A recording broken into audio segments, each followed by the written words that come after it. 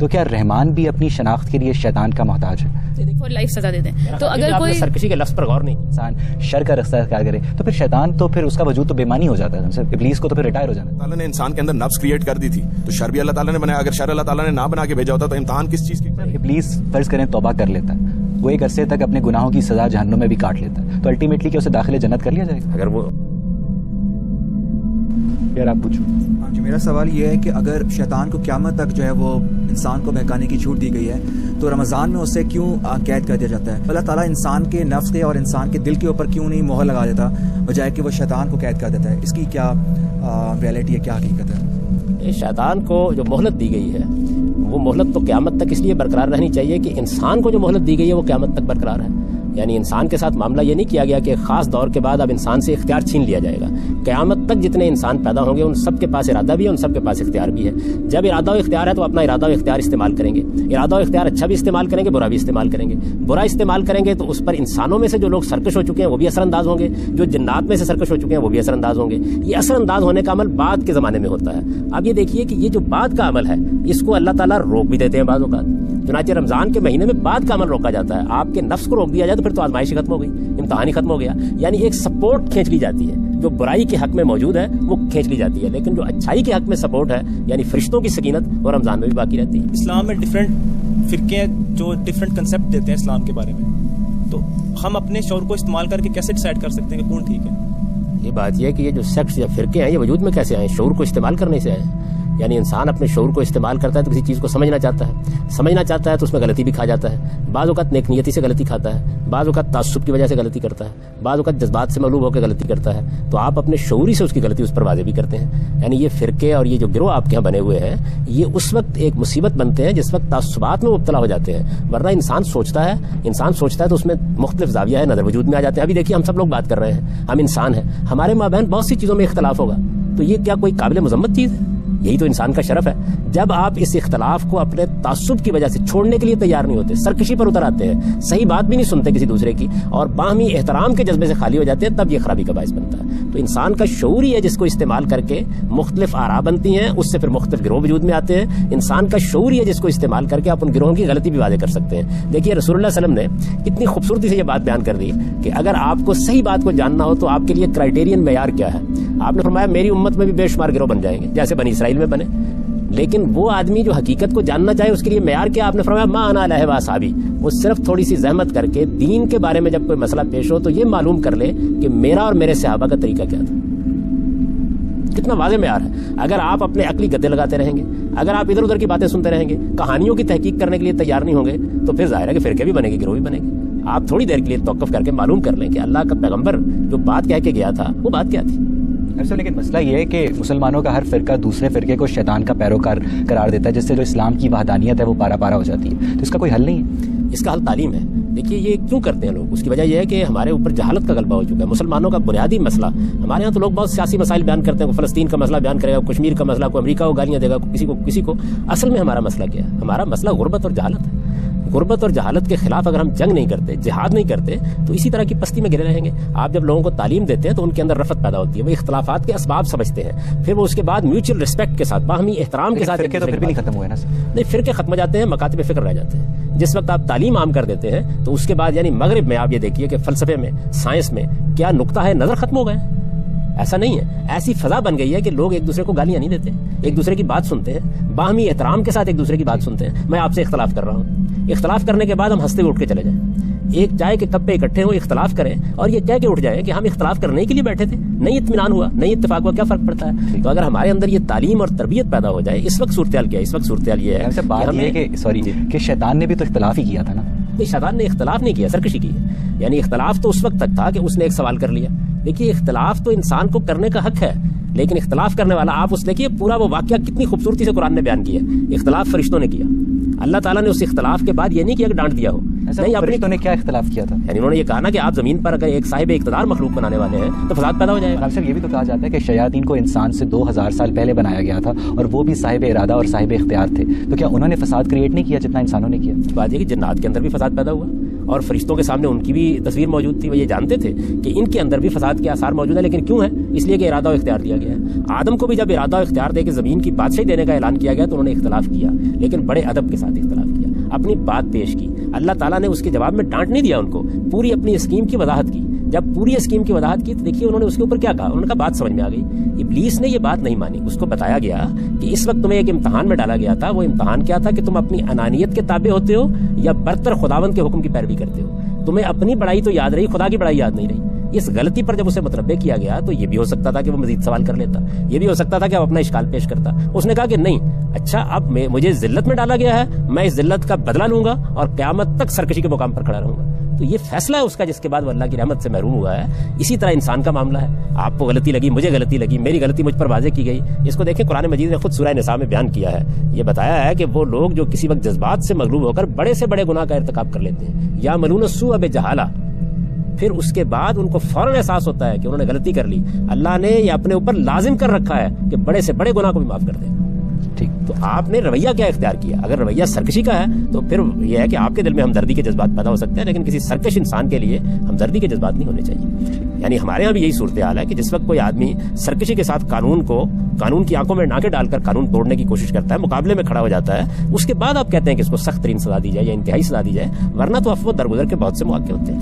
Modern psychology اور sociology سے یہ پتہ چلتا ہے کہ انسان کی سوشلائزیشن یا اس کا کلچر یا اس کی انوائرمنٹ جو ہے جو اس کو خیر کے تقاضے بتاتا ہے وہ بہت امپورٹنٹ ہوتے ہیں. جیسے افریقہ کے کچھ ٹرائبس میں کینیبلزم جو ہے وہ کیا بالکل جائز سمجھا جاتا ہے. تو ایک بچہ جو دیکھتا ہے کہ اس کی ماں, اس کے باپ, اس کے گرد و نواح میں اچھے لوگ جن کو وہ اچھا سمجھتا ہے جس کے خیر کے تقاضوں کے حساب سے وہ کینیبلزم میں یا انسانی گوشت کھانے میں کیا کہتے ہیں ملوث ہیں, تو وہ اس کو برا کبھی نہیں سمجھے گا, جس کو ہم شر سمجھتے ہیں, مگر وہ تو خیر سمجھتے ہیں. خیر اور شر کے کچھ تصورات فطری ہیں, وہ عالمگیر ہیں, وہ تمام انسانوں میں پائے جاتے ہیں.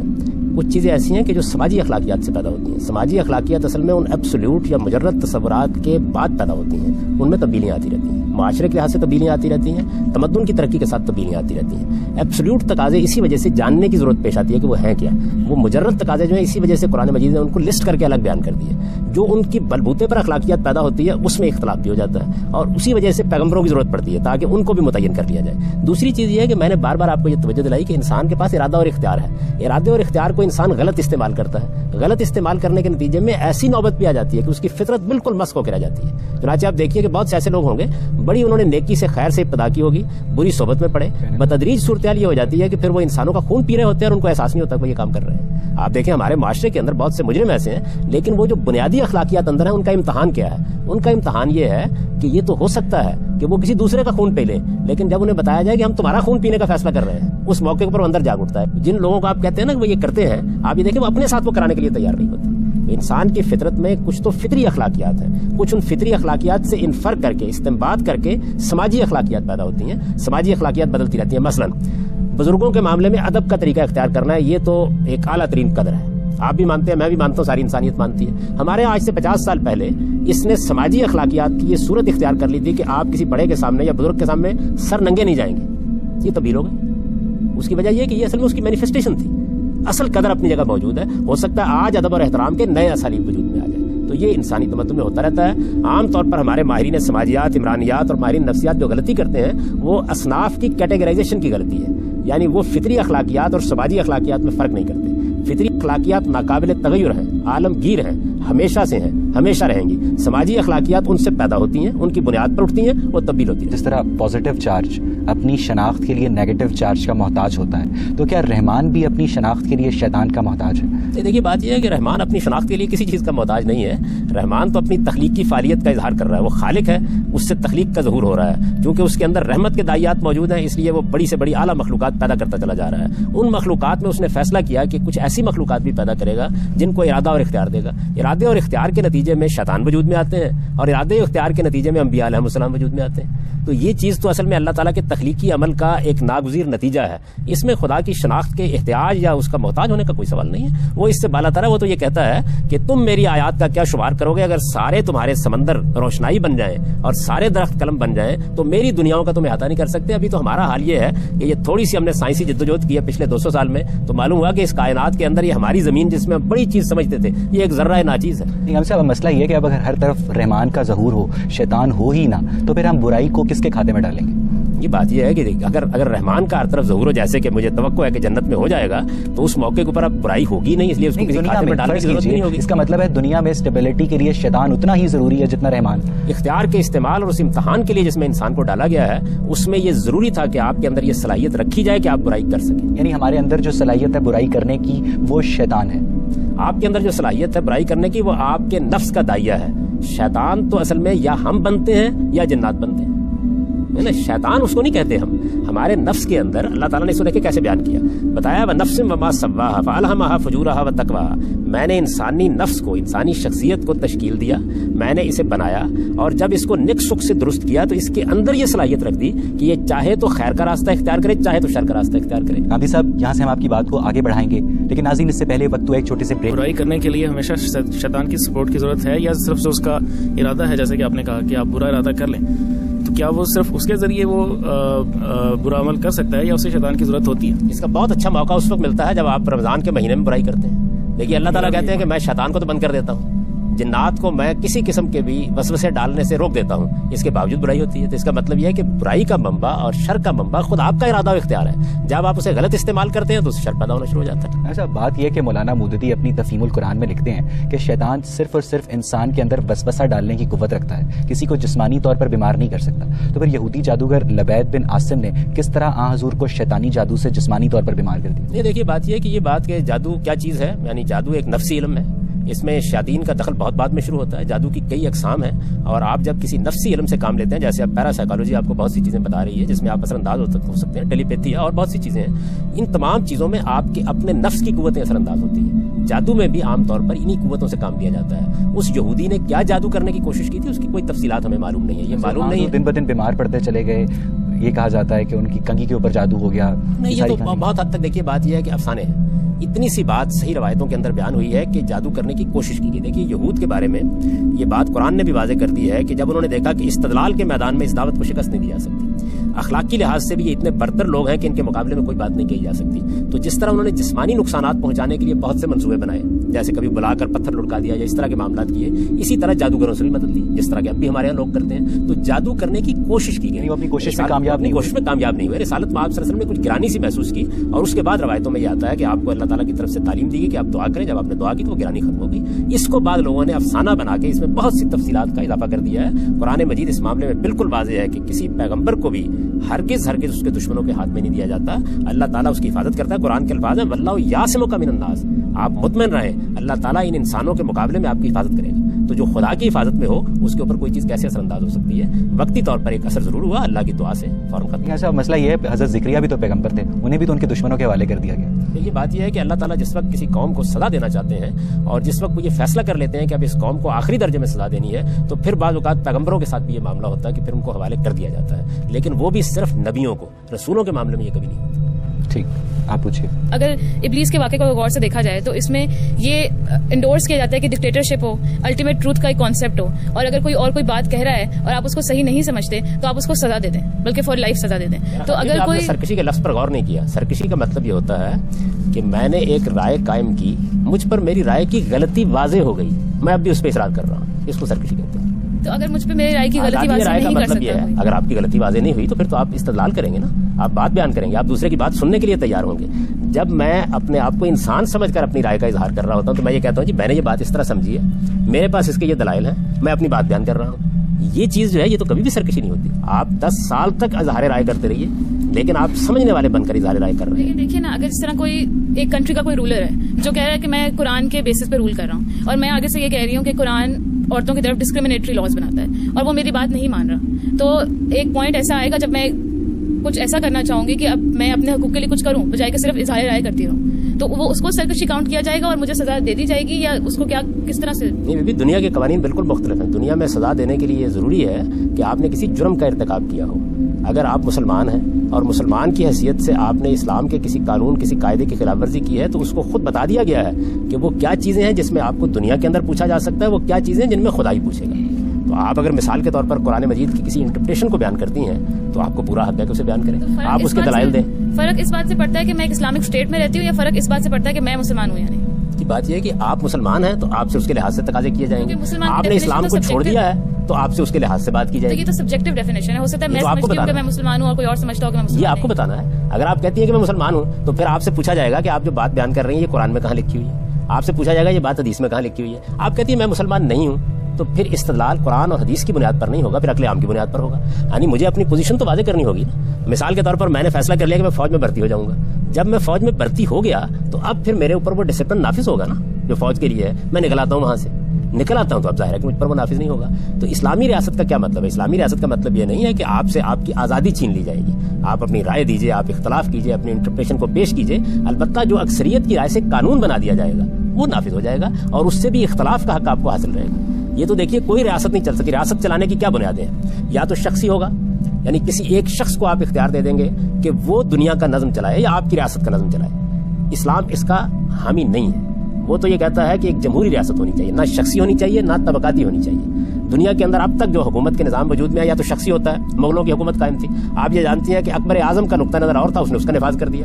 عالمگیر کا نقطہ نظر اور تھا, اس نے اس کا نفاذ کر دیا. اب شخصی حکومت ہمارے ہاں مسلمانوں کے اندر بھی بہت سی جگہوں پر قائم ہے, وہاں وہ نفاذ کر رہے ہیں. طبقاتی حکومت کا مطلب یہ ہے کہ ایک خاص طبقے کو حکومت حاصل ہوگی, جیسے مثلا ایران میں ہے, وہاں طبقہ علماء کے ہاتھ میں اقتدار دے دیا گیا ہے, وہ اپنی رائے کے مطابق حکومت کر رہے ہیں. تیسرا راستہ یہ ہے کہ جمہوری حکومت قائم کی جائے گی. تو اسلام جس چیز کو کہتا ہے وہ جمہوری حکومت ہے. جمہوری حکومت کا مطلب یہ ہے نہیں کرتے کہ اس پورے واقعے سے جو ابلیس اور اللہ کے درمیان کا جو واقعہ ہے, اس سے مونارکی اور ڈکٹیٹرشپ کو انڈورس کیا جاتا ہے, اور کیونکہ اس کو کہا جاتا ہے کہ وہ ایک الٹیمیٹ جسٹس ہے, جو ابلیس کو سزا ملی وہ الٹیمیٹ جسٹس ہے. تو کیونکہ صرف خدا کی یہ خیال تھا کہ وہ سرکشی کر رہا ہے اور ابلیس کا یہ خیال نہیں تھا, تو وہ دونوں اپوزنگ فورسز ہیں, تو ان کے بیچ میں ڈیموکریسی تو کہیں نظر نہیں. دونوں اپوزنگ فورسز نہیں ہیں, ان میں سے ایک خالق اور ایک مخلوق ہے. یہ بات بھی صحیح نہیں ہے کہ ابلیس کا یہ خیال نہیں تھا. ابلیس نے یہ مانا ہے کہ میں سرکشی کر رہا ہوں اور میں اس پر کھڑا ہو گیا ہوں اور میں اسی بنیاد کے اوپر مقابلہ کروں گا. یہ ساری بات ہوئی ہے, اور وہاں پر خدا کا انصاف ہے ہو رہا ہے. آپ بات کر رہی ہیں انسانوں کے معاملے میں. انسانوں کے معاملے میں اصول یہ ہے کہ امرہم شورا بینہم کا طریقہ ہوگا, یعنی اکثریت کی رائے کی بنیاد پر قانون سازی ہوگی, اکثریت کی رائے کی بنیاد پر فیصلے کیے جائیں گے, اکثریت کی رائے نافذ ہوگی. اقلیت کو حق حاصل ہے کہ وہ تنقید کرے, اپنی رائے بیان کرے, لوگوں کو اس کا قائل کرے.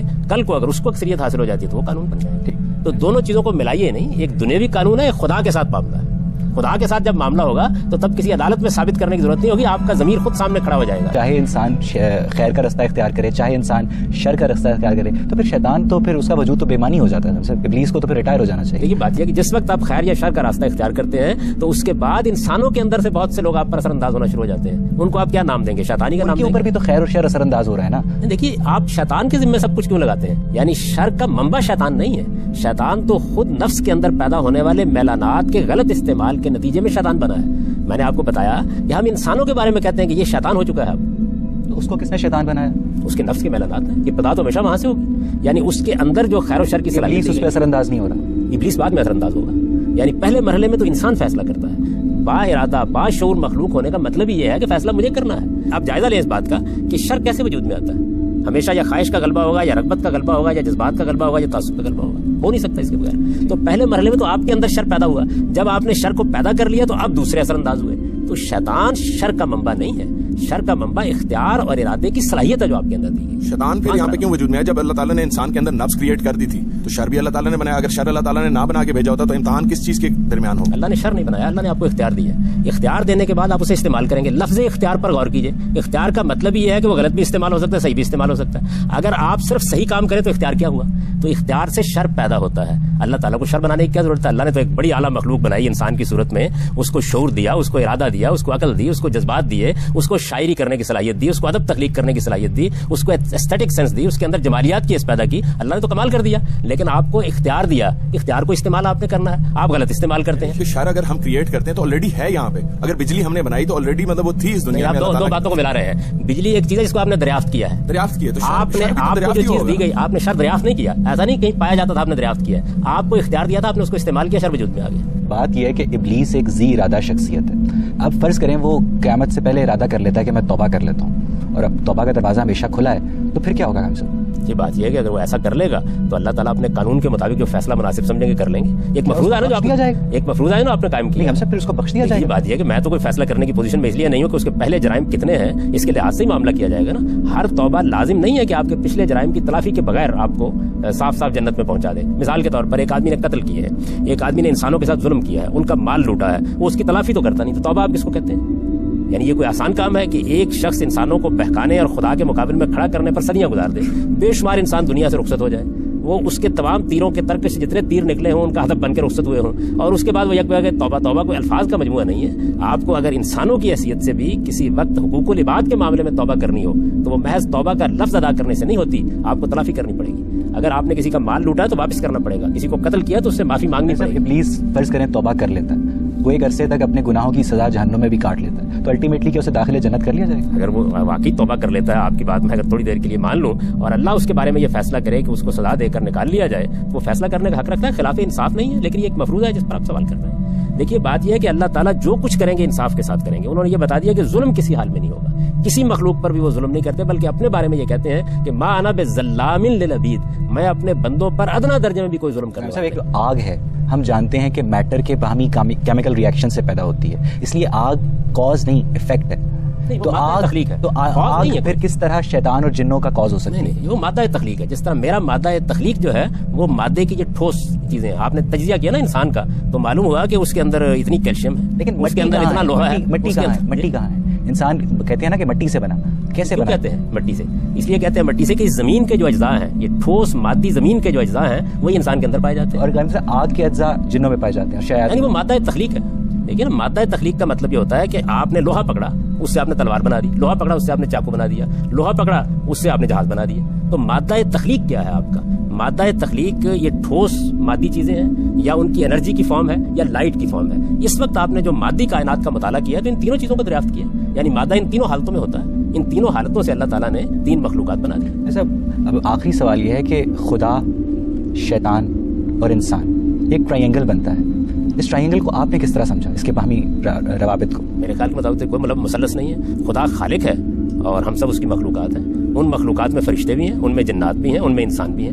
انسانوں کے اندر بھی نیک موجود ہیں, جنوں کے اندر بھی نیکوکار موجود ہیں, ہمارے اندر بھی غلطیاں کرنے والے موجود ہیں, ان کے اندر بھی غلطیاں کرنے والے موجود ہیں, ہمارے اندر بھی سرکش ہو کر کچھ شیطان بن جاتے ہیں, ان کے اندر بھی سرکش ہو کر کچھ شیطان بن گئے. یعنی یہ یوں تو نہیں ہے کہ یہ تینوں کی تینوں برتر قوتیں ہیں جو ایک مثلث کے زاویے بنا رہی ہیں. وہ خالق ہے, اس نے انسان کو ارادہ دیا, اس نے جنات کو بھی ارادہ دیا. 2 مخلوقات ہیں, ایک مخلوق کو ہم دیکھ رہے ہیں اپنی آنکھوں کے سامنے, ایک کے بارے میں ہمیں اطلاع دے دی گئی ہے, اور جانوروں کو ہم دیکھ رہے ہیں کہ انہیں ارادہ و اختیار نہیں دیا گیا. یعنی کتنی مخلوقات ہیں جن کو ہم نے دیکھا, دریافت کیا. جراثیم کے بارے میں کوئی جانتا ہی نہیں تھا, خوردبین ایجاد ہوئی تو معلوم ہوا وہ بھی ایک مخلوق ہے, اور ہزاروں لاکھوں کروڑوں کی تعداد میں خود ہمارے اوپر رینگ رہی ہوتی ہے. لیکن جب تک وہ ہمارے پاس اسباب نہیں پیدا ہوئے کہ اس کو دیکھ سکیں, ہم نہیں دیکھ سکے اس کو. اسی طرح کا معاملہ انسان اپنے حاضر علم میں گرفتار ہو جاتا ہے. تو جس طریقے سے آپ کو خوردبین کے نیچے لے جا کر بتایا جاتا ہے کہ دیکھیے ایک اور مخلوق بھی پائی جاتی ہے, اسی طرح اللہ تعالیٰ قرآن مجید میں یہ بتا رہے ہیں کہ ایک اور مخلوق جنات کی صورت میں پائی جاتی ہے. اس کا مادہ تخلیق آگ ہے, انرجی ہے, اور اس کے تحت وہ وجود میں آتی ہے. اس کے اندر بھی وہی صفات ہیں جو انسانوں کے اندر ہے, ارادہ بھی ہے, اختیار بھی ہے, غلط بھی استعمال کرتی ہے, صحیح بھی استعمال کرتی ہے. آپ سورہ جن قرآن مجید کی پڑھی ہے, اس میں بتایا گیا ہے کہ جنات نے خود یہ بتایا کہ ہمارے اندر بڑے نیکوکار, اللہ کو ماننے والے, پیغمبروں کی دعوت پر ایمان رکھنے والے موجود ہیں, اور ہمارے اندر سرکش بھی موجود ہے. خود ناظرین, جب قرآن مجید میں اللہ تعالیٰ شیطان کو انسان کا کھلا دشمن قرار دیتا ہے تو وہ انسان کو شیطان کے اسی شعلہ سوزاں سے بچنے کی تلقین بھی کرتا ہے. اور اب یہ انسان پہ ہے کہ یا تو وہ رحمان کے رستے پہ چل کر جنت کا طلبگار ہو, یا شیطان کا پیروکار بن کے دوزخ کا حقدار ہو.